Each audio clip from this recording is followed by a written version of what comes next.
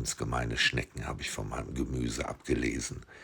Den werde ich jetzt in Garaus bereiten und mir dazu eine Triebabfuhr. Hehe.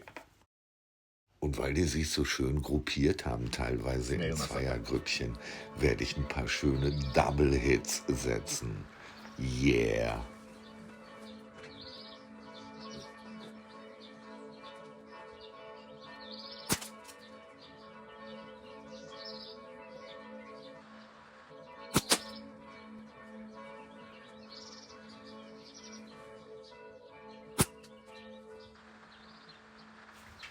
Distanz 5 Meter.